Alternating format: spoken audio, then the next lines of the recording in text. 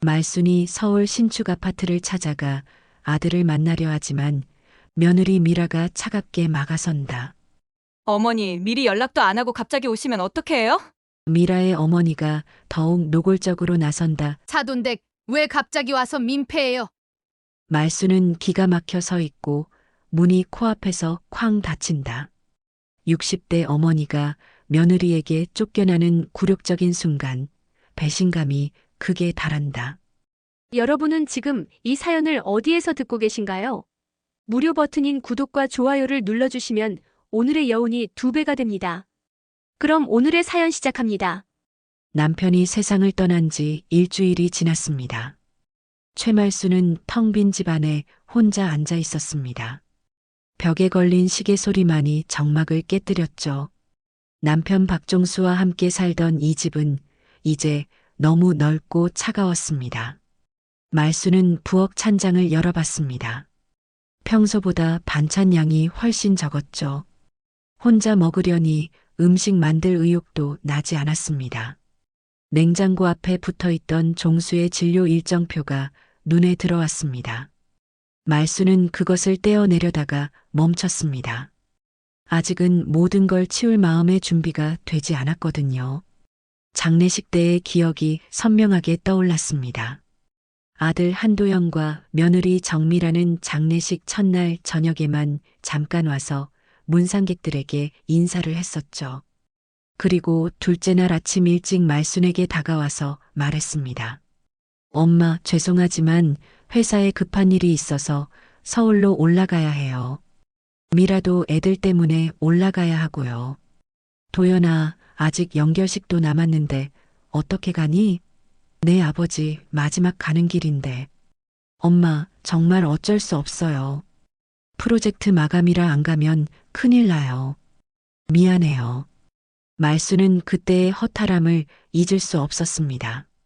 결국 마지막 연결식과 발인까지 혼자서 치러야 했었죠. 친척들과 동네 사람들이 도와주긴 했지만 정작 아들은 없었습니다. 장례를 마치고 집에 돌아와서 계산을 해보니 전체 비용이 800만 원 정도 나왔습니다. 빈소 사용료, 꽃값, 음식값, 운구비까지 합치면 그 정도였죠. 말순이 평생 모은 저축 통장에는 500만 원밖에 없었습니다. 300만 원이 부족했습니다. 다음 날 도연에게 전화를 걸었습니다. 도연아, 장례비가 800만 원 나왔는데 엄마 혼자서는 300만 원이 부족해.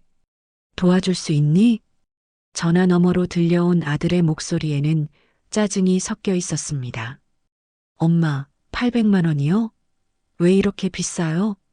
요즘 장례식이 다 그렇게 비싼가요? 도연아, 내 아버지 장례를 대충 할 수는 없잖니. 그래도 최대한 절약해서. 에이, 진짜. 알겠어요. 그런데 죄송하지만 지금 회사 상황이 안 좋아서 돈이 없어요. 어떻게든 해보세요. 도연아, 내 아버지 장례인데 이럴 수가 있니? 300만 원만 도와달라는 거야. 엄마, 저도 살기 바빠요.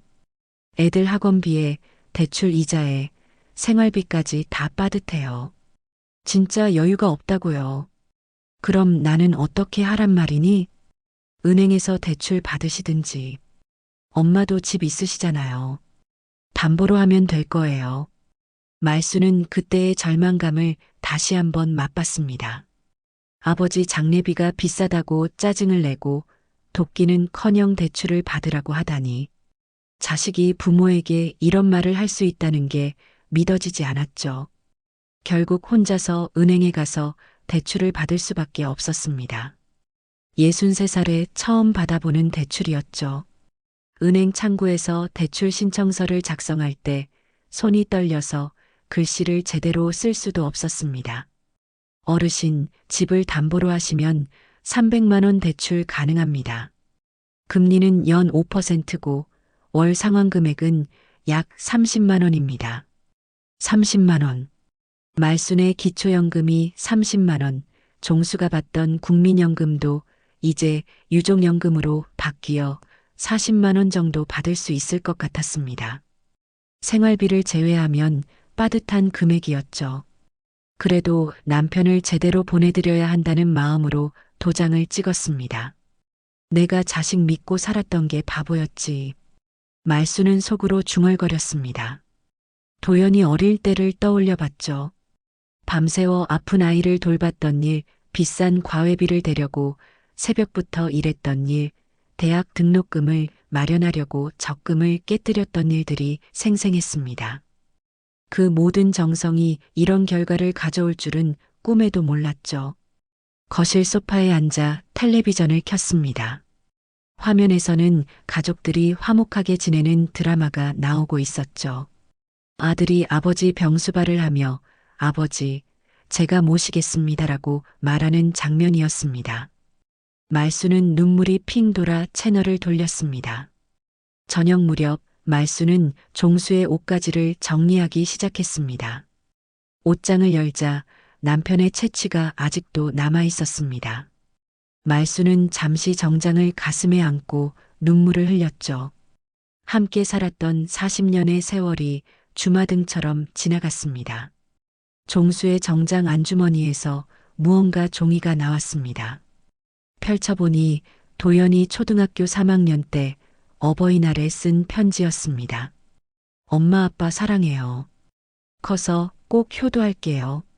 맛있는 것도 많이 사드릴게요라는 글씨가 삐뚤빼뚤하게 적혀 있었죠. 색연필로 그린 가족 그림도 함께 있었습니다. 아빠, 엄마 자기 순으로 손을 잡고 웃고 있는 그림이었죠. 그때는 진심이었을 텐데. 말수는 편지를 조심스럽게 접어 다시 넣었습니다. 아이였던 도연과 지금의 도연이 같은 사람이라는 게 도무지 믿어지지 않았습니다. 언제부터 이렇게 변했을까요? 대학을 졸업하고 취업을 하면서부터일까요? 아니면 결혼을 하고 나서부터일까요? 장례식 때 도연의 모습이 다시 떠올랐습니다. 검은 정장을 말끔하게 차려입고 온 모습, 그런데 하루도 채 잊지 못하고 서울로 올라가 버린 모습? 아버지보다 회사가 더 중요했던 걸까요? 밤이 깊어가자 말수는 혼자 침실로 들어갔습니다. 더블 침대에 혼자 눕자 공간이 더욱 넓게 느껴졌죠. 옆에 누워있던 종수의 자리는 이제 완전히 비어 있었습니다. 베개에서 나던 남편의 냄새도 이제는 거의 사라졌죠. 천장을 바라보며 말수는 생각에 잠겼습니다. 앞으로 어떻게 살아야 할까요? 매달 30만 원씩 갚아야 하는 대출금, 혼자 사는 생활비, 갑자기 아프기라도 하면 병원비까지. 생각할수록 막막했습니다. 새벽 2시쯤 말수는 잠이 오지 않아 부엌으로 나왔습니다. 따뜻한 우유라도 끓여 마시려고 했죠. 가스레인지에 불을 켜고 냄비에 우유를 붓는데 문득 의문이 들었습니다. 도연이 정말로 돈이 없는 걸까요? 며느리 정미라의 모습이 떠올랐습니다. 장례식에 왔을 때도 브랜드 핸드백을 들고 있었고 옷차림도 늘 말끔했죠. 손자 지훈이와 손녀 지영이도 피아노, 영어, 수학학원을 다 다닌다고 했습니다. 한 달 학원비만 해도 100만 원은 넘을 텐데, 그런데 아버지 장례비 300만 원이 정말 없었을까요? 우유를 컵에 따라 마시며 말수는 더 깊이 생각해 봤습니다. 도연이 결혼하고 나서 오히려 경제적으로는 더 여유로워 보였거든요. 차도 새 것으로 바꿨고 회사에서도 승진 대상자라고 자랑하곤 했었죠. 마음 한구석에서는 의심의 싹이 자라나고 있었습니다. 혹시 돈이 없어서가 아니라 단순히 내기 싫어서였던 건 아닐까요? 말순이 남편의 장례를 치른 지 한 달이 지났습니다. 매일 같은 일상의 반복이었죠. 아침에 일어나 혼자 밥을 해 먹고 텔레비전을 보거나 집안 정리를 하며 시간을 보냈습니다. 가끔 동네 마트에 장을 보러 나가는 것이 유일한 외출이었죠. 그날도 평소와 다르지 않게 마트에 갔습니다. 쌀이 떨어져서 작은 포대라도 사와야 했거든요. 혼자 사니까 큰 포대를 살 필요도 없었습니다. 5kg짜리면 충분했죠. 계산을 하고 나오는데 뒤에서 누군가 말순을 불렀습니다. 말순 씨, 말순 씨. 돌아보니 같은 동네에 사는 김옥분이었습니다. 옥분은 동네 소식통으로 유명한 사람이었죠. 무슨 일이 있으면 제일 먼저 알고 제일 빨리 퍼뜨리는 사람이기도 했습니다. 옥분 씨, 안녕하세요. 말순 씨, 혼자 살기 어렵죠? 종수 씨 없으니까 얼마나 적적하세요. 그래도 뭐 하루하루 지내고 있어요. 옥분은 말순의 손을 붙잡으며 주위를 둘러봤습니다. 마치 중요한 비밀이라도 얘기할 것처럼 목소리를 낮췄죠. 말순 씨, 그런데 혹시 며느리 친정이 새 아파트로 이사했다던데 그거 들었어요? 말순은 순간 귀를 의심했습니다. 뭐라고 했다고요? 네. 뭐라고요? 아, 몰랐구나. 우리 형님이 도연 씨 장모님이랑 같은 아파트에 살거든요. 며칠 전에 만났는데 옆에 새 아파트로 이사 간다면서 자랑하더래요. 도연 씨가 해줬다고 하던데. 말순은 손에 든 쌀포대가 무거워지는 것을 느꼈습니다.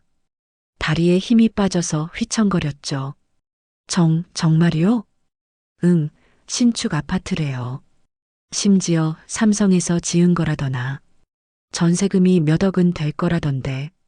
말순 씨는 정말 몰랐어요? 말순은 대답을 할 수 없었습니다. 머릿속이 하얘졌죠. 아버지 장례비 300만 원도 없다던 아들이 처가에 억대 전세금을 마련해 줬다고요? 말순 씨 괜찮아요? 얼굴이 하얘졌는데. 아, 네. 괜찮아요. 그런데 정말 확실한 얘기예요? 우리 형님이 직접 장모님한테 들었다는 얘긴데 틀릴 리 없죠. 우리 형님이 얼마나 부러운지 모르겠다고 했어요. 그런데 말순 씨는 정말 몰랐구나. 미안해요. 괜한 얘기를 했네. 옥부는 미안하다는 표정을 지었지만 사실 이런 소식을 전하는 것을 즐기는 사람이었습니다. 말순의 반응을 보니 더욱 흥미로워 보였죠. 언제 이사 간 거래요? 한 달 전쯤이라고 했나? 정확히는 모르겠지만 최근이래요. 아, 그런데 이런 얘기 도연 씨한테는 하지 마세요. 괜히 형님이 곤란해질 수 있거든요. 말순은 고개를 끄덕였습니다. 하지만 속으로는 분노가 치밀어 올랐죠. 한 달 전이면 남편 장례 직후였을 겁니다. 그때 아파트를 구해줬다는 거였죠. 도연 씨도 효자네요. 처갓집을 그렇게 잘 모시고. 옥분의 말에 말순은 더욱 기가 막혔습니다. 효자라고요? 정작 친어머니는 장례비 대출까지 받게 해놓고서 말입니다. 집에 돌아와서 말순은 쌀포대를 바닥에 털썩 내려놓았습니다. 다리에 힘이 없어서 제대로 들 수도 없었거든요. 거실 소파에 주저앉아 생각해봤습니다. 정말일까요? 옥분의 말을 믿을 수 있을까요? 하지만 옥분은 거짓말을 할 사람이 아니었습니다. 과장은 할지언정 아예 없는 얘기를 지어내지는 않았거든요. 더구나 형님이 직접 들었다는 얘기였죠. 말순은 젓가락을 들고 점심을 먹으려다가 손에서 젓가락을 떨어뜨렸습니다. 손이 너무 떨렸거든요. 아들이 정말로 그런 일을 했을까요? 장례비 없다던 놈이 아파트라니. 말순은 속으로 외쳤습니다. 아버지 장례비는 비싸다고 짜증을 내면서 정작 며느리 친정에는 몇억 원 전세금을 마련해줬다는 거였죠. 이게 말이 되는 일인가요? 점심을 포기하고 말순은 침실로 들어갔습니다. 서랍장에서 도연이 어릴 때 사진들을 꺼내봤죠. 초등학교 입학식 사진, 중학교 졸업사진, 대학교 입학사진까지. 모든 사진에서 도연은 환하게 웃고 있었습니다. 이 아이가 정말 그런 일을 했을까?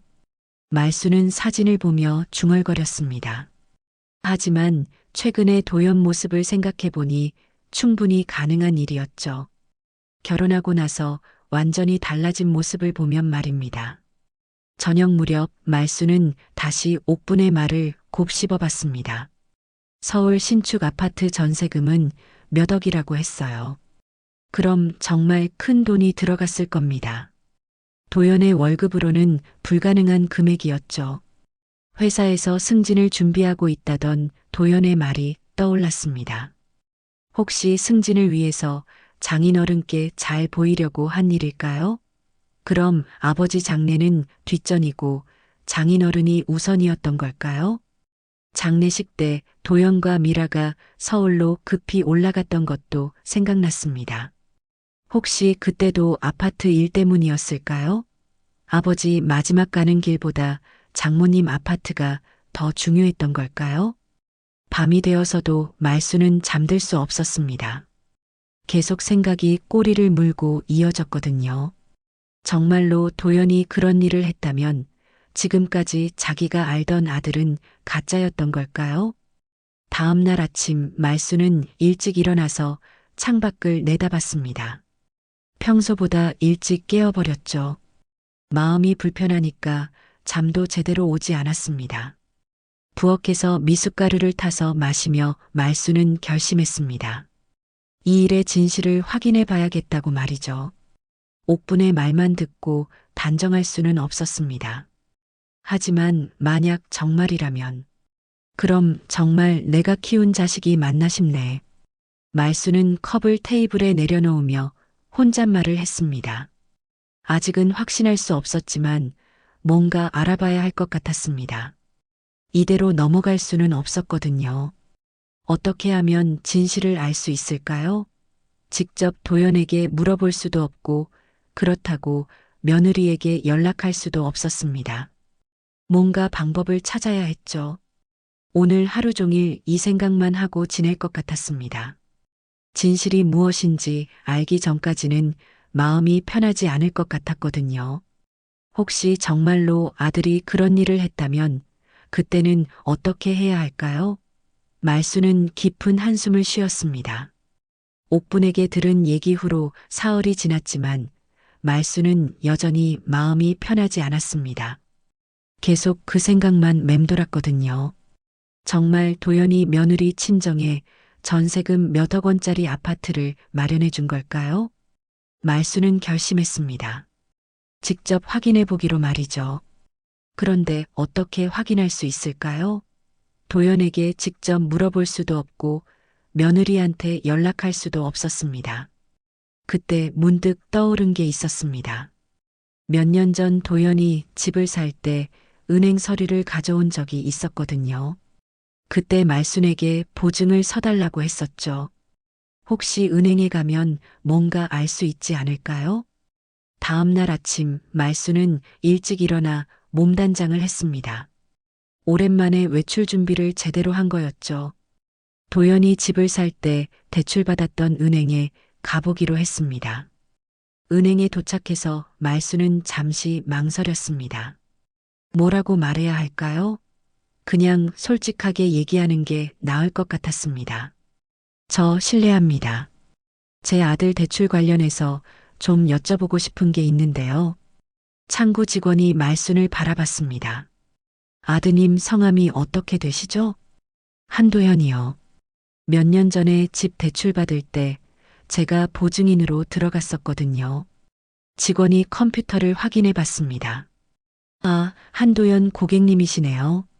그런데 어르신, 고객 정보는 본인이 아니면 알려드릴 수 없어요. 보증인이시더라도 마찬가지입니다. 말수는 실망했습니다. 하지만 포기할 수는 없었죠. 그럼 혹시 제가 보증인으로 들어간 대출 말고 다른 대출은 없나요? 최근에 또 대출 받은 게 있는지 궁금해서요. 직원이 다시 화면을 봤습니다. 어르신, 정말 죄송하지만 고객 정보는 그게 아니라요. 혹시 제가 연대보증을 또 서게 된 건 아닌가 해서요. 몰래 제 명의로 뭔가 한 건 아닌지. 직원이 잠시 고민하더니 말했습니다. 그럼 어르신 명의로 조회를 해드릴게요. 어르신과 관련된 부분만 확인 가능하시거든요. 말수는 신분증을 내밀었습니다. 직원이 확인해 보더니 고개를 저었죠. 어르신 명의로는 추가 보증이나 대출은 없으시네요. 안심하세요. 말수는 한편으로는 안심이 되면서도 한편으로는 아쉬웠습니다. 그럼 도연이 정말 어디서 그 큰 돈을 구했을까요? 은행을 나서면서 말수는 생각해 봤습니다. 다른 방법이 없을까요? 그때 문득 떠오른 게 있었습니다. 도연이 몇 달 전에 전화할 때 새 주소를 알려줬었거든요. 회사 서류 때문에 필요하다면서 말이죠. 집에 돌아와서 말수는 수첩을 뒤적였습니다. 분명히 적어뒀을 텐데. 있었습니다. 서울 강서구 어디 아파트였죠. 그런데 이게 도연네 집 주소인지 아니면 장모님 집 주소인지 확실하지 않았습니다. 말수는 컴퓨터를 켜봤습니다. 종수가 살아있을 때 간단한 인터넷 사용법을 배워뒀었거든요. 그 아파트를 검색해봤죠. 화면에 아파트 정보가 나왔습니다. 신축 아파트였고 전세가가 7억에서 8억 사이였습니다. 말수는 숨이 막혔습니다. 옥분의 말이 사실이었던 거죠. 그런데 이상한 점이 있었습니다. 이 아파트가 정말 며느리 친정일까요? 아니면 도연네가 이사간 건가요? 혼란스러웠습니다. 다음 날 말수는 또 다른 방법을 생각해냈습니다. 동사무소에 가서 도연의 주민등록 등본을 떼어보는 거였죠. 직계 가족이니까 가능할 거라고 생각했습니다. 동사무소에서 말수는 창구에 갔습니다. 아들 주민등록 등본 좀 떼고 싶은데요. 신분증하고 가족관계 증명서 가져오셨나요? 말수는 준비한 서류를 내밀었습니다.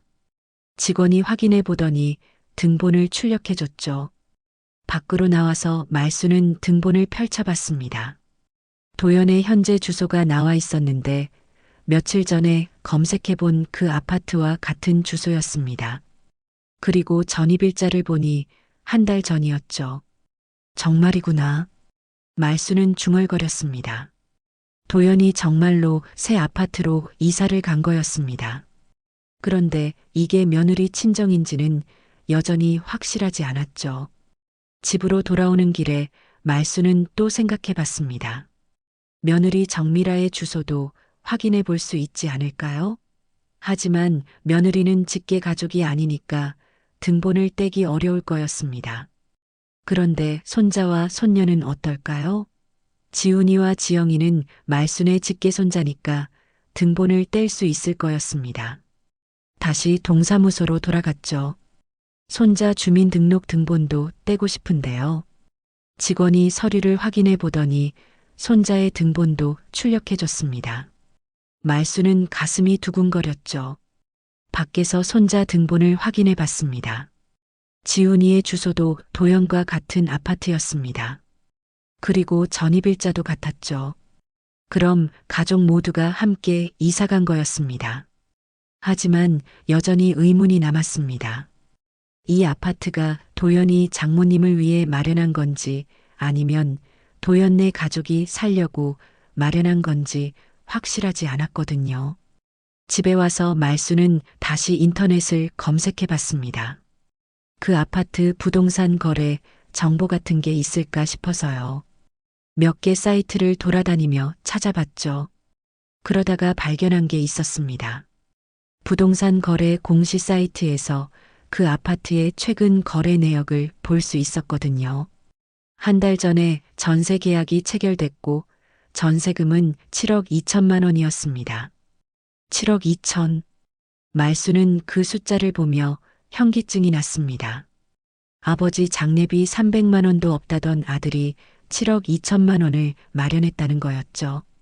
더 자세한 내용을 보니 계약자 명의가 나와 있었습니다. 한도현. 확실히 도연이 계약한 거였습니다. 그런데 이상했습니다. 도연이 세입자라면 도연네가 그 아파트에 사는 건데 왜 며느리 친정이라고 했을까요? 말수는 혼란스러웠습니다. 뭔가 놓치고 있는 게 있을까요? 아니면 옥분이 잘못 들은 걸까요?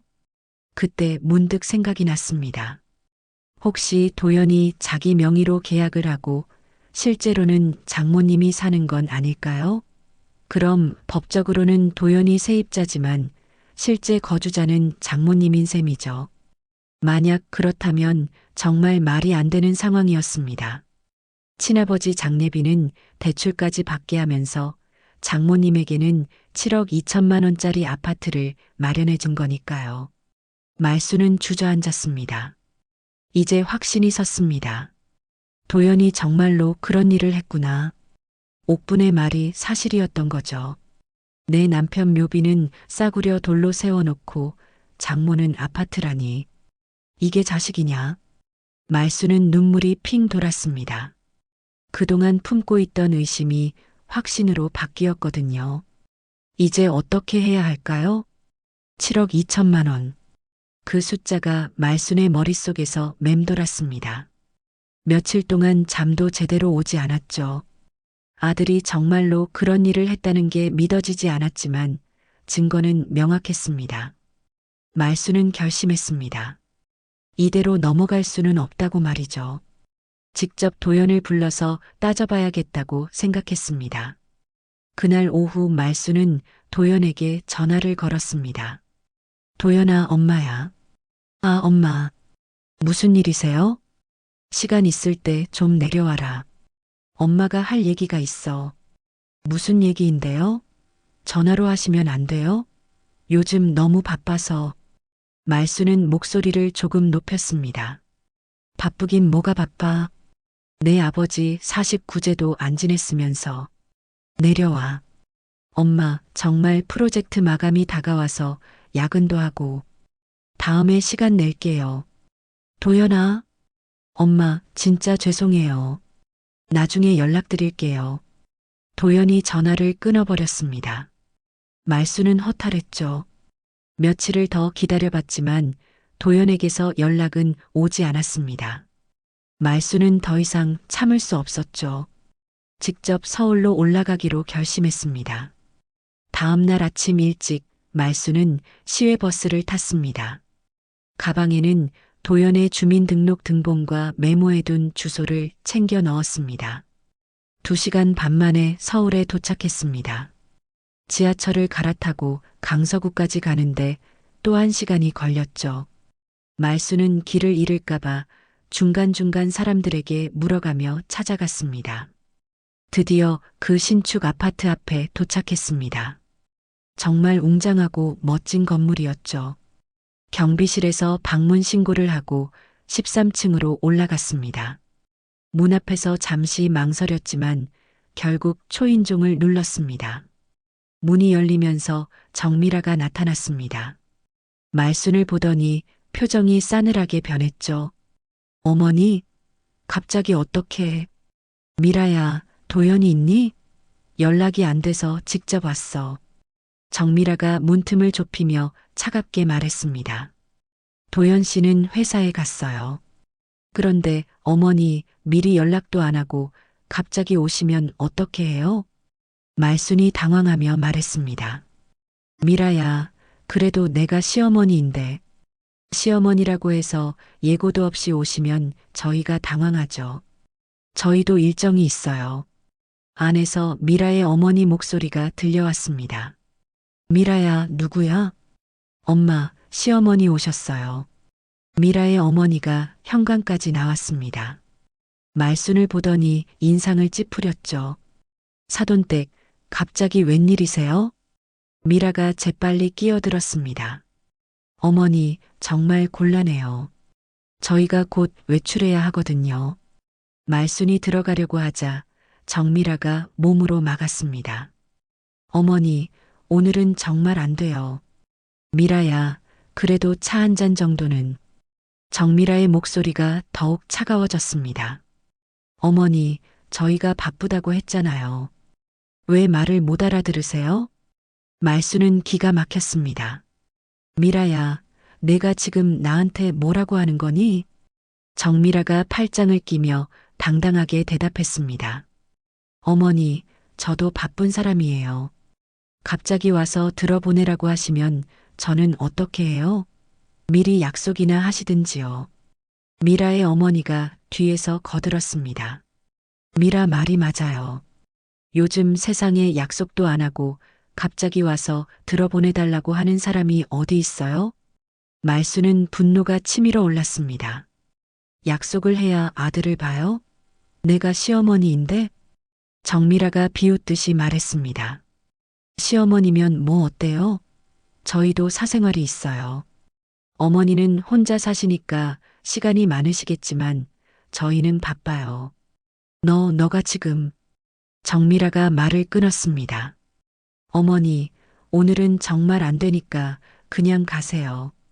도연 씨 보고 싶으시면 전화해서 밖에서 만나시든지요. 미라의 어머니가 마저 말했습니다. 사돈댁, 우리도 할 일 있으니까 이만 가보세요. 집안 사정도 모르고 갑자기 와서 민폐예요. 말수는 충격을 받았습니다. 민폐라고요? 정미라가 문을 닫으려 하며 마지막으로 말했습니다.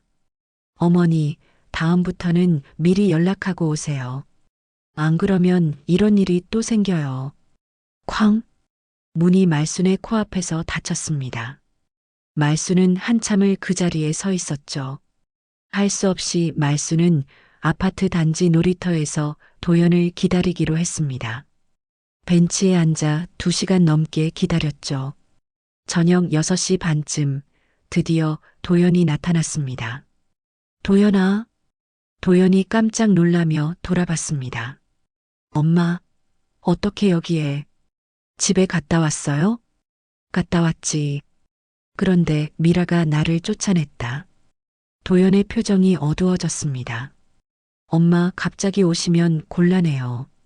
왜 미리 연락을 안 하세요? 말수는 기가 막혔습니다. 연락했지. 너는 바쁘다면서 안 내려온다고 했잖아. 그래도 집에 갑자기 오시면 어떻게 해요? 장모님도 계시는데. 장모님이 계시면 어때? 나도 내 어머니야. 도연이 짜증스럽게 대답했습니다. 엄마, 상황 파악을 좀 하세요. 저희도 나름대로 살고 있다고요. 말순이 본격적으로 따지기 시작했습니다. 도연아, 내가 처갓집에 7억 넘는 전세금을 대준 거 다 알고 있어. 그런데 내 아버지 장례비는 왜 없었어? 도연이 주위를 의식하며 목소리를 낮췄습니다. 엄마, 여기서 그런 얘기하지 마세요. 사람들이 다 들어요. 들으면 어때? 부끄러운 일을 했으니까 들리는 거지. 도연이 화를 내며 대답했습니다. 엄마, 저도 제 상황이 있어요. 회사에서 승진하려면 인맥이 중요하다고요. 왜 그걸 이해 못하세요? 인맥? 그럼 내 아버지는 뭐야? 아버지는 이미 돌아가셨잖아요. 하지만 장인어른은 살아계시고 회사에 영향력도 있으시고 현실적으로 생각해야죠. 말수는 그 말을 듣고 다리에 힘이 빠졌습니다. 현실적으로? 죽은 아버지는 상관없다는 거야? 엄마, 그런 뜻이 아니라. 아무튼 제가 살아야 엄마도 나중에 도와드릴 수 있어요. 나중에? 매달 대출금 갚고 있는 나는 언제까지 기다려? 도연이 한숨을 쉬며 말했습니다. 엄마, 저도 힘들어요. 왜 이해를 못하세요? 말수는 더 이상 할 말이 없었습니다. 됐어, 도연아. 이제 알겠다. 엄마, 너는 이제 장인어른만 아버지로 생각하고 살아. 말순이 돌아서려고 하자 도연이 마지막으로 말했습니다. 엄마, 언젠가는 이해하실 거예요. 말수는 뒤돌아보지도 않고 대답했습니다. 이해? 절대 못해. 너 같은 자식을 둔 내가 바보였어. 집으로 돌아오는 길 말수는 버스 안에서 눈물을 흘렸습니다. 다리에 힘이 없어서 집에 도착해서도 한참을 현관문 앞에 서 있었죠. 아들도 며느리도 모두 자기를 버렸다는 생각이 들었습니다. 서울에서 돌아온 지 한 달이 지났습니다. 말수는 그동안 집에만 있으면서 깊은 상처를 달래고 있었죠. 도연과 며느리에게 받은 모욕감은 쉽게 사라지지 않았습니다. 매일 밤 잠들기 전마다 그때의 기억이 떠올라 화가 났습니다. 아들에게 큰 소리를 치고 돌아오긴 했지만 집에 혼자 남으니 앞으로가 막막했습니다. 매달 갚아야 할 대출금 30만 원은 여전했고 혼자 사는 생활비도 만만치 않았거든요. 이제 정말 어떻게 살아야 하나. 말수는 거실에 앉아 한숨을 쉬었습니다. 아들에게 의존하지 않겠다고 큰 소리쳤지만 현실적으로 생각해 보니 생활은 팍팍하기만 했습니다. 기초연금 30만 원과 남편의 유족연금 40만 원으로는 대출 이자 갚고 나면 빠듯했습니다. 나이가 들수록 병원비도 늘어날 텐데 말이죠. 내가 너무 성급했나? 때로는 도연에게 너무 심하게 했던 건 아닌지 후회가 들기도 했습니다. 그래도 자식인데 완전히 등을 져도 되는 걸까요? 하지만 곧 며느리의 차가운 말투가 떠올랐습니다. 민폐라는 그 말, 문전박대하던 모습이요. 아니야, 내가 잘한 거야. 말수는 다시 마음을 다잡았습니다. 비록 힘들더라도 자존심을 잃으면 안 되겠다고 생각했죠. 며칠 후 말수는 용기를 내어 동네 식당에 일자리를 알아봤습니다. 나이가 많아 쉽지 않았지만 다행히 설거지 일을 구할 수 있었습니다. 어르신 하루에 4시간씩만 나오시면 월 60만 원 드릴게요. 사장의 말에 말수는 깊이 고개를 숙였습니다. 고맙습니다. 열심히 하겠습니다. 비록 허드렛 일이지만 누구 눈치 보지 않고 스스로 버는 돈이라는 점이 말순을 당당하게 만들었습니다. 그렇게 한 달쯤 지나던 어느 날 뜻밖의 전화가 걸려왔습니다. 친정 오빠였죠. 말순아, 나다. 오빠, 웬일이세요? 오빠의 목소리는 평소보다 진지했습니다. 내가 직접 들어야 할 얘기가 있어서 전화했어. 부모님 산소 있던 선산 기억하지? 네, 알죠. 그 땅이 이번에 공공개발 구역에 포함됐어. 보상금이 나오게 됐다. 말수는 깜짝 놀랐습니다. 보상금이요? 얼마나 나온대요? 대략 3억 원 정도 될 것 같아. 그래서 우리 3남매가 나눠야 하는데. 순간 말순의 가슴이 철렁 내려앉았습니다. 혹시 자신은 제외될까 걱정이 앞섰던 겁니다. 그런데 오빠가 이내 말을 이었습니다. 원래는 내가 막내니까 좀 적게 가져가는 게 맞지 않겠냐고 했었는데 곰곰이 생각해봤다. 엄마 돌아가셨을 때 누가 수발했냐? 내가 6개월 동안 병원에 매일 갔잖아. 말순의 눈시울이 붉어졌습니다. 10년 전 암 투병하시던 어머니를 돌보며 보낸 날들이 떠올랐습니다. 그때 큰오빠네는 식당 일이 바빠서 자주 오지 못했습니다. 언니는 해외에서 살고 있어서 아예 올 수 없었고요. 결국 말순 혼자서 어머니의 마지막 6개월을 책임졌던 거였죠. 엄마가 돌아가시기 전에 나한테 그러셨다. 말순이 아니었으면 나 혼자 죽을 뻔했다고. 내가 한 걸 생각하면 똑같이 1억씩 가져가는 게 아니라 오히려 내가 더 받아야 한다고 둘째도 동의했다. 정말 저도 1억을 주신다고요? 그래. 그동안 내가 고생한 걸 생각하면 이건 당연한 거야. 나랑 둘째도 합의했으니 걱정 말고 받아. 며칠 뒤 오빠와 언니는 함께 모여 정식으로 절차를 밟았습니다. 해외에 살던 언니도 중요한 일이라며 귀국해 자리를 함께 했죠. 세 남매가 한자리에 모인 건 정말 오랜만이었습니다. 말순아, 오랜만이다. 언니가 말순을 끌어안았습니다. 언니, 바쁘실 텐데 굳이 오시지 않아도 됐는데요. 이런 중요한 일에 내가 안 올 수 있어? 내 덕에 엄마가 편안히 돌아가실 수 있었는데. 서류 정리를 마치고 세 남매는 근처 찻집에 앉았습니다. 오랜만에 함께하는 시간이었죠. 말순아, 그런데 내 아들놈 소식은 어떻게 돼? 오빠가 조심스럽게 물었습니다. 오빠, 그 얘기는 하지 마세요. 말순이 고개를 저었지만 언니가 분노에 찬 목소리로 말했습니다. 아니, 내가 들어도 화가 나는데 어떻게 안 해? 아버지 장례비는 못 낸다고 해놓고 처갓집에는 몇 척을 써준다니. 이게 사람이 할 짓이야? 언니, 말순아, 내가 너무 착해서 탈이야. 나 같으면 그런 자식은 아예 없는 사람으로 생각해버렸을 거야. 오빠도 거들었습니다. 맞아. 며느리는 또 어떻고? 시어머니한테 민폐라고? 세상에 그런 못된 년이 다 있냐? 오빠, 언니 그만해요. 이제 다 지난 일이에요. 말순이 말렸지만 언니는 더욱 화가 난 듯 했습니다. 지난 일이 뭐야? 내가 지금도 그 일로 얼마나 힘들어 하는데. 보기만 해도 속상하다. 그러게 말이야. 아무리 요즘 애들이 막 나간다지만 부모 은혜는 까맣게 잊고 처갓집만 챙기다니. 오빠가 고개를 저으며 말했습니다. 말순아, 내가 그 아이 키우느라 얼마나 고생했는데. 밤새워 간병하고 학원비 대려고 새벽부터 일하고. 언니의 목소리에 눈물이 섞였습니다. 그런 엄마한테 어떻게 그럴 수가 있어? 정말 개만도 못한 놈이야. 언니, 그래도 제 자식인데. 자식이 뭐야? 그런 게 자식이야? 차라리 없는 게 나아. 오빠가 말순의 손을 잡았습니다.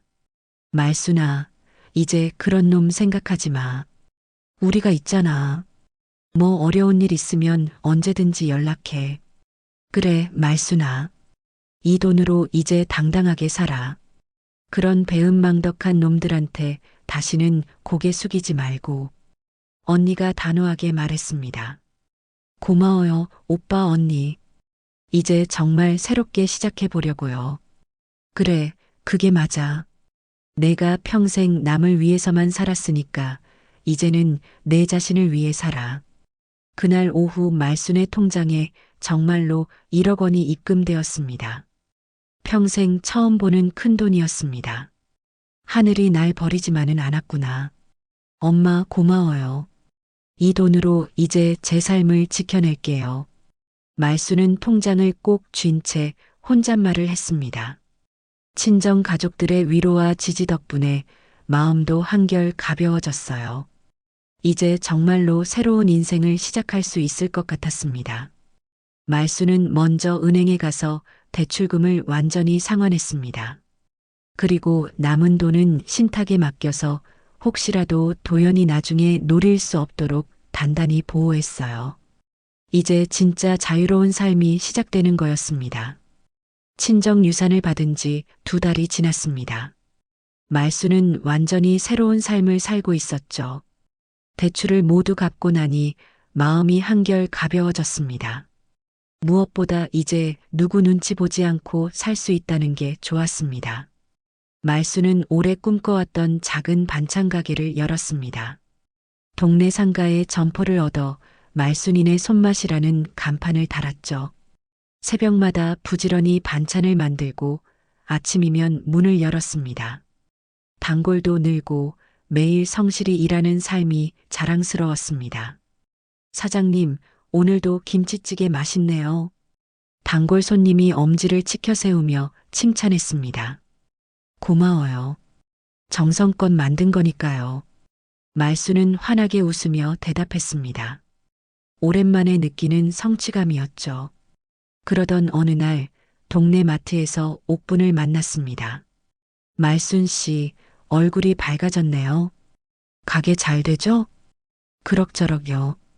바쁘긴 하지만 재미있어요. 그때 옥분이 목소리를 낮추며 말했습니다. 혹시 도연 씨 얘기 들었어요? 큰일 났다던데요. 말순은 일부러 무심한 척했지만 귀가 쫑긋 섰습니다. 회사에서 승진이 물 건너갔대요. 장인어른 회사가 부정거래로 검찰 수사를 받다가 결국 부도 났다네요. 장인어른이랑 장모님은 해외로 도망갔다는 소문도 있어요. 말순은 놀라움과 씁쓸함이 동시에 밀려왔습니다. 그래요? 네.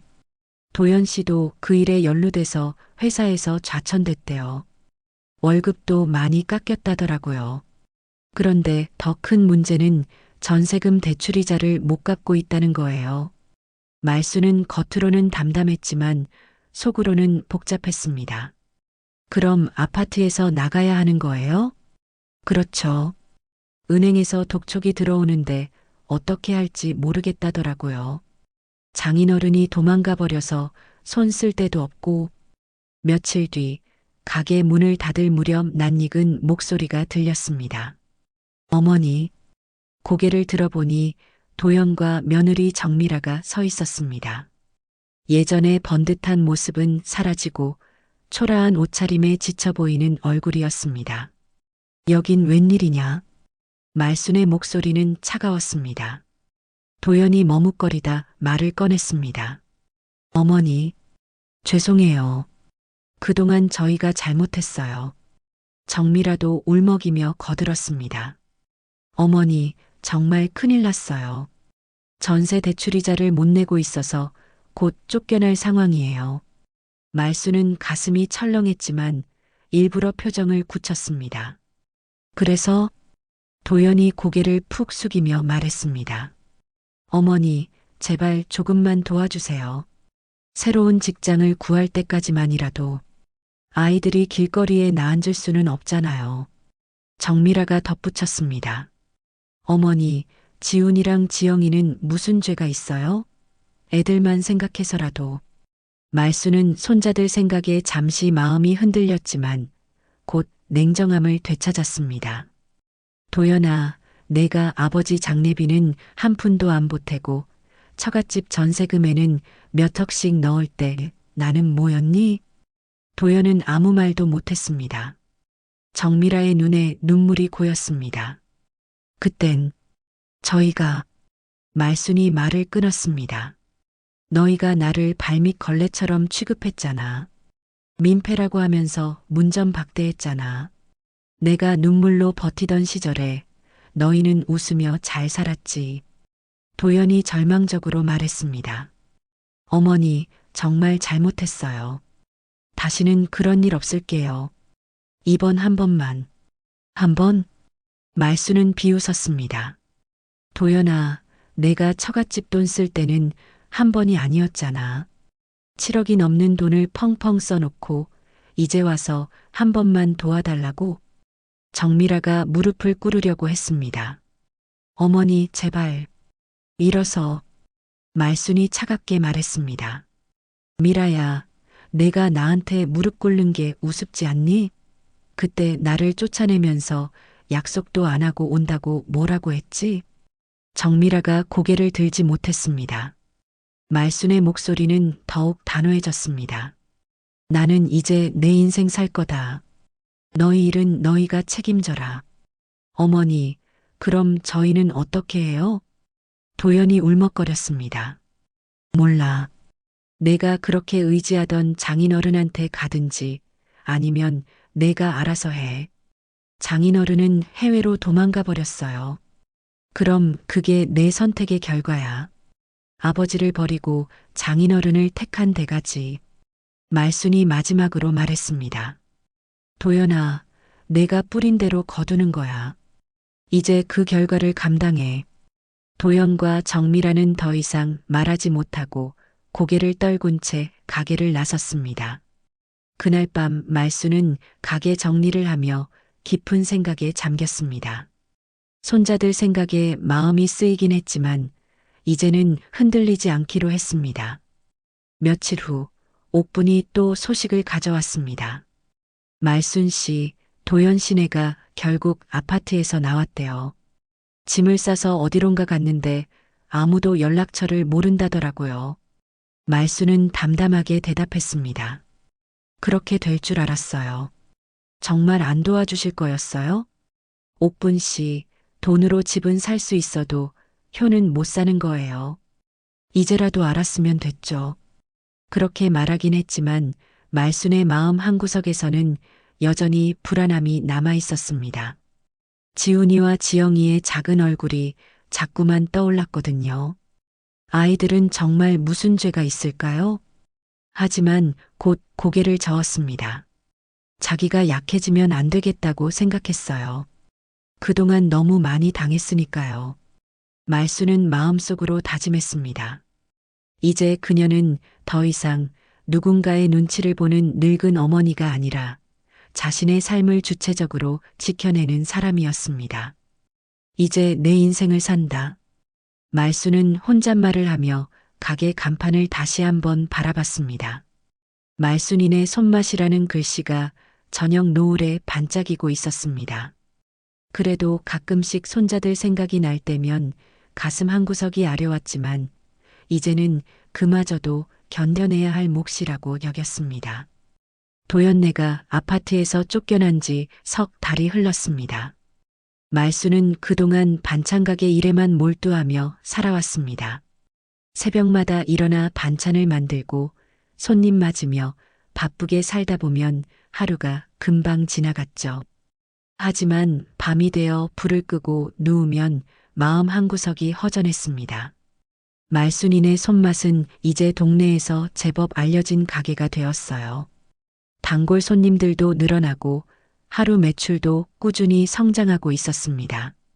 말수는 바쁘게 일하면서도 성취감을 느꼈지만 가끔씩 손자들 생각이 떠오를 때마다 가슴이 저렸습니다.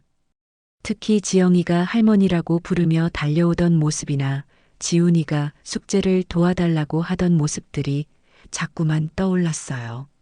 그래도 굳게 다짐했던 대로 연락 한 번 하지 않고 버텼습니다. 그런데 어느 날 옥분이 다급한 얼굴로 가게 문을 열고 들어왔습니다. 말순 씨, 큰일이에요. 말순이 놀라 고개를 들었습니다. 왜 그래요? 도연 씨 봤는데 완전히 딴 사람 같았어요. 시장 뒷골목에서 마주쳤는데 머리는 산발에 옷은 걸레 조각 같고 솔직히 처음엔 노숙자인 줄 알았다니까요. 말순의 손이 덜덜 떨렸습니다. 정말이에요? 네, 그래서 알아보고 물어봤더니 변두리 지하 단칸방에서 산대요.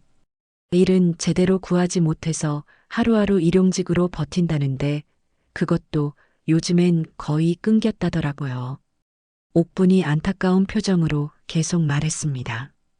그것도 건설 현장에서 막일하는 건데 나이도 있고 경험도 없다 보니까 젊은 사람들한테 밀려서 일을 잘 못 구한다더라고요. 말순의 목이 메었습니다. 애들은 어떻게 지낸대요? 지훈이랑 지영이 많이 말랐더라고요. 학교도 제대로 못 나가고 학원은 당연히 다 끊었고 옷도 낡아서 보기 안쓰럽더라고요. 옥분이 한숨을 쉬며 말했습니다. 며느리 미라는 아예 밖에 안 나온다더군요. 사람들 시선이 부끄러워서 그런가 봐요. 계속 울고만 산다던데. 말수는 더 이상 듣기 어려웠습니다. 손님이 들어와서 겨우 정신을 차렸지만 하루 종일 마음이 무거웠어요. 그날 밤 말수는 도저히 잠을 이룰 수 없었습니다. 아무리 원망스러운 자식이라도 이렇게 무너진다니. 무엇보다 손자들이 고생한다는 말에 가슴이 찢어지는 것 같았어요. 침대에 누워서도 계속 뒤척였습니다. 지영이가 마지막에 할머니, 언제 다시 만날 수 있어요? 라고 물었던 말이 자꾸 떠올랐거든요. 그때는 냉정하게 외면했지만 지금 생각해보니 아이가 얼마나 할머니가 보고 싶었을까 싶었습니다. 며칠을 고민하던 끝에 말수는 옥분에게 물었습니다. 옥분 씨, 도연이네 주소 혹시 아세요? 알려드려도 돼요? 설마 도와주려고요? 그냥 한번 보고 싶어서요. 애들이 어떻게 지내는지. 옥분이 조심스럽게 주소를 알려줬습니다. 시내에서 한참 떨어진 변두리 달동네였어요. 다음 날 일요일 말수는 가게를 쉬고 그곳을 찾아갔습니다. 버스를 2번이나 갈아타고 가야 하는 먼 곳이었죠. 좁은 골목을 따라 들어가니 지하로 내려가는 계단이 나왔습니다. 계단을 내려가면서 말수는 코를 찔렀습니다. 습기 찬 곰팡이 냄새가 진동했거든요. 이런 곳에서 내 식구가 산다니. 지하 단칸방 앞에서 한참을 망설였습니다. 들어가야 할까? 그냥 돌아가야 할까? 마음의 준비를 하고 조심스럽게 노크했습니다. 누구세요? 안에서 미라의 목소리가 들려왔습니다. 예전보다 많이 쉰 목소리였어요. 나다. 잠시 조용해지더니 문이 조심스럽게 열렸습니다. 미라가 나타났는데 말수는 깜짝 놀랐습니다. 예전의 화려한 모습은 완전히 사라지고 수척한 얼굴에 눈은 퉁퉁 부어 있었습니다. 머리는 며칠 감지하는 듯 기름져 있었고 옷도 얼룩투성이었어요. 어머니? 미라가 당황하며 뒤를 돌아봤습니다. 들어가도 되겠니? 네. 네, 들어오세요. 그런데 너무 지저분해서 미라는 부끄러워하며 문을 열어줬습니다. 방 안에 들어가자 말수는 숨이 막혔습니다. 정말 비좁은 공간에 곰팡이 냄새가 진동했고 내 식구가 살기에는 너무나 열악했어요. 화장실과 부엌이 한 귀퉁이에 있고 나머지 공간에는 낡은 이불들이 쌓여 있었습니다. 구석에서 만화책을 보던 지훈이와 지영이가 눈을 동그랗게 뜨더니 달려왔습니다. 할머니, 지훈이의 앙상한 팔이 말순의 허리를 감쌌습니다. 아이가 너무 말라서 뼈만 만져졌어요. 우리 지훈이 많이 컸구나. 말순은 손자를 안으며 눈시울이 뜨거워졌습니다. 지영이도 엄마 뒤에서 머뭇거리다가 이내 다가와 말순 품에 안겼습니다. 할머니, 정말 할머니예요? 지영이의 목소리에는 그리움이 가득했어요. 그때 문이 열리며 도연이 들어왔습니다. 말수는 아들을 보자 충격을 받았습니다. 옥분의 말이 과장이 아니었어요. 머리는 엉켜있고 얼굴은 창백하게 파리했으며 작업복은 흙투성이었습니다. 옷에서는 땀과 먼지 냄새가 났죠. 예전 반듯한 회사원의 모습은 흔적조차 없었습니다. 엄마, 도연은 말을 잇지 못했습니다. 말순을 보고 당황한 기색이 역력했어요. 말순은 차가운 목소리로 물었습니다. 도연아, 지금 뭐 하면서 사니? 일용직. 건설 현장에서 막일하는데 그나마도 요즘은 잘 못 구해요. 나이도 있고 경험도 없어서. 도연의 목소리에는 절망이 섞여 있었습니다. 하루 벌면 얼마나 받니? 일하는 날에는 5만 원에서 7만 원 정도요. 그런데 한 달에 열흘도 일을 못해요. 말수는 계산해 봤습니다. 그럼 한 달에 기껏해야 50만 원도 안 되겠네요. 내 식구가 살기에는 턱없이 부족한 돈이었어요. 고개를 푹 숙인 아들의 어깨가 작게 떨렸습니다. 미라가 울먹이며 말했습니다. 어머니, 제가 그때 얼마나 무례했는지 이제야 알았어요. 어머니께 민폐라고 했던 말. 죽을 만큼 후회해요. 말수는 미라의 눈빛에서 진심을 읽을 수 있었습니다. 예전의 도도한 모습은 사라지고 진짜 후회하고 있는 것 같았어요. 내가 그런 말을 했을 땐 내가 사람 취급도 못 받는 것 같아 가슴이 찢어졌단다. 정말 죄송해요, 어머니. 저희가 벌 받아야죠. 하지만 아이들은 무슨 죄가 있어요? 미라는 흐느꼈습니다. 말수는 지훈이와 지영이를 다시 봤습니다. 아이들이 많이 말랐어요. 뺨은 쏙 들어가고 옷도 낡아서 구멍이 뚫린 곳도 있었습니다. 할머니, 우리 언제 할머니 집에 갈 수 있어요? 지영이가 순진하게 물었습니다. 말수는 두 손자를 꼭 끌어안았습니다. 아이들의 뼈마디가 고스란히 느껴졌어요. 순간 가슴이 무너져 내렸습니다. 아무리 아들과 며느리가 잘못했어도 아이들은 보호해줘야 하지 않겠어요? 말수는 무겁게 입을 열었습니다. 도연아, 미라야. 너희들이 내게 한 짓은 아직 용서가 안 된다. 하지만 이 아이들 때문에 마지막으로 한 번만 기회를 주겠다. 도연이 눈을 치켜들었습니다. 엄마, 정말이요? 단 조건이 있어. 서울은 완전히 정리하고 고향으로 내려와. 거기서 새 삶을 시작해라. 다시는 허황된 꿈 꾸지 말고 성실하게만 살아. 도연은 그 자리에 무릎을 꿇었습니다. 엄마, 고맙습니다. 이번엔 정말 달라질게요. 아버지 앞에서도 부끄럽지 않게 살겠어요. 미라도 함께 무릎을 꿇으며 눈물로 말했습니다. 어머니, 앞으로는 평생 효도하며 살게요. 정말로요. 말수는 눈시울을 닦으며 두 사람을 일으켰습니다. 말뿐이 아니라 행동으로 보여줘라. 아이들 앞에서 부끄럽지 않게. 그날 말수는 당장 필요한 생활비 100만 원을 쥐어주고 돌아왔습니다. 그리고 일주일 안에 고향으로 내려오라고 했어요. 엄마, 정말 감사합니다. 평생 잊지 않겠어요. 집으로 돌아온 말수는 모처럼 편안히 눈을 감았습니다. 원망과 분노 속에 사는 것보다 조건을 달아 기회를 주는 것이 더 낫다고 느꼈어요. 말수는 아들과 며느리를 완전히 믿지는 않았습니다. 하지만 손자들만큼은 더 이상 굶기지 않겠다고 마음속으로 굳게 다짐했습니다. 무엇보다 가족이란 결국 용서하고 품어주는 것이라는 생각이 들었어요. 2주일 후 정말로 도연 가족이 고향으로 내려왔습니다. 말수는 동네에 오래되고 평수는 작지만 깨끗한 아파트를 얻어줬어요. 서울의 지하 단칸방에 비하면 궁전 같았죠. 엄마, 정말 고맙습니다. 어떻게 이런 좋은 집을. 도연이 진심으로 고개를 숙였습니다.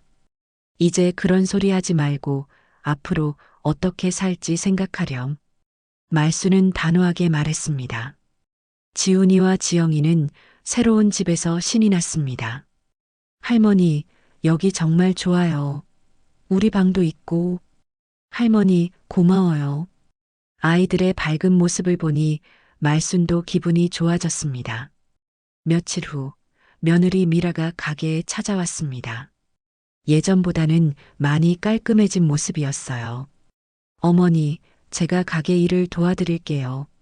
너가? 네, 서울에서 살 때도 음식 만드는 걸 좋아했거든요. 어머니께 배우면서 일하고 싶어요. 물론 월급은 안 받아도 되고요. 말수는 잠시 망설였습니다. 며느리를 완전히 믿기에는 아직 이른 것 같았거든요. 미라야, 장사라는 게 쉬운 게 아니야. 새벽부터 나와야 하고 손님들 상대하는 것도 만만치 않고. 괜찮아요. 정말 열심히 하겠어요. 어머니한테 배우고 싶어요. 미라의 진심을 느낀 말순이 고개를 끄덕였습니다. 그럼 한번 해봐. 하지만 내 방식대로 해야 해. 네, 알겠어요. 미라는 정말 열심히 했습니다. 새벽 5시부터 나와서 반찬을 만들고 손님 응대도 정성껏 했어요. 처음에는 서툴렀지만 점점 나아졌죠. 특히 음식 만드는 솜씨가 생각보다 좋았습니다. 미라야, 이 잡채 참 맛있게 만들었네.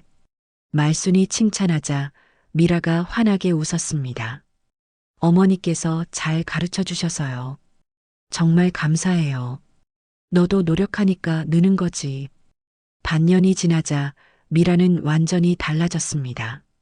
예전의 도도한 모습은 사라지고 겸손하고 성실한 며느리가 되어 있었어요. 어머니, 제가 옛날에 정말 철없었던 것 같아요. 지금 생각해보니 어머니가 얼마나 힘드셨을지. 이제 다 지난 일이야. 한편 도연은 동네 건설회사에 정직원으로 취직했습니다. 월급이 많지는 않았지만 안정적인 일자리였어요. 엄마, 첫 월급 받았어요. 도연이 봉투를 내밀었습니다. 너희가 써. 아니에요. 이 돈으로 아버지 묘소 관리비부터 내야죠. 그동안 못 챙긴 게 너무 죄송해서. 도연은 정말 달라졌습니다. 매주 아버지 산소에 가서 벌초도 하고 제사 때는 누구보다 정성껏 준비했어요. 아버지, 죄송했어요. 이제부터는 제대로 모시겠어요. 도연이 아버지 묘 앞에서 눈물을 흘리는 모습을 보고 말순도 마음이 짠했습니다. 몇 달이 지나자 말순이네 손맛은 더욱 번창했습니다.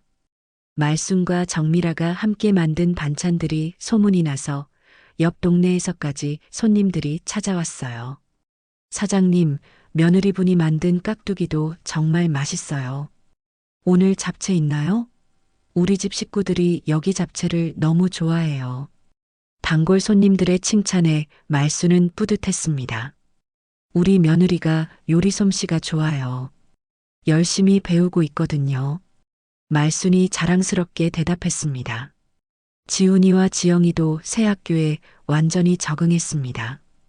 영양 상태가 좋아지면서 키도 크고 살도 쪘어요. 무엇보다 표정이 밝아졌죠. 할머니, 저 이번 시험에서 1등 했어요. 지영이가 상장을 보여주며 기뻐했습니다. 우리 지영이 정말 대단하네. 할머니가 맛있는 것 해줄게. 할머니, 저도 반장 됐어요. 지훈이도 자랑했습니다. 그래, 우리 지훈이도 대단해. 손자들의 밝은 모습을 보니 말순은 정말 행복했습니다. 어느 날 저녁, 온 가족이 함께 저녁을 먹고 있었습니다.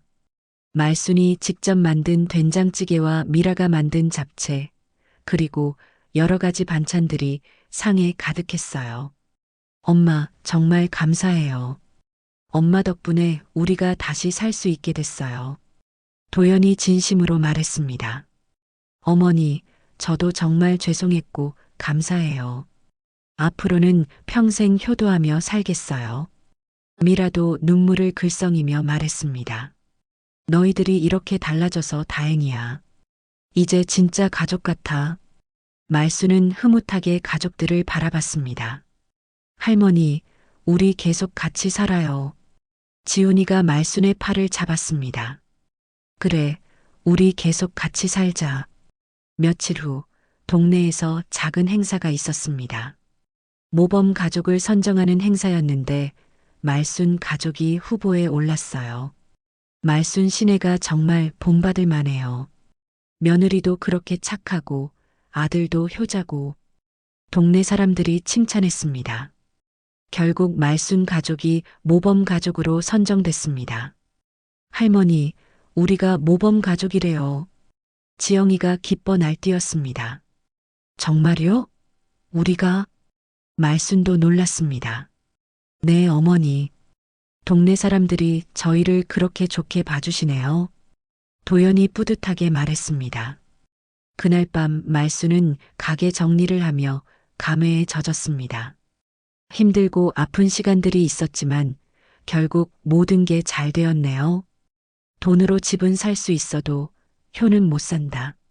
하지만 진심으로 뉘우치고 노력하면 다시 시작할 수 있구나. 말순은 혼잣말을 하며 가게 간판을 바라봤습니다. 말순이네 손맛이라는 글씨 아래 작은 글씨로 가족이 함께하는 맛집이라고 새로 적혀 있었어요. 옆집 사장이 와서 말했습니다.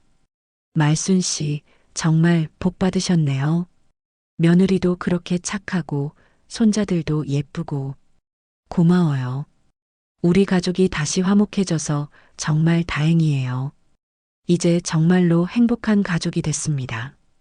과거의 아픈 기억들은 모두 용서와 사랑으로 치유됐고 진짜 가족의 의미를 모두가 깨달았죠.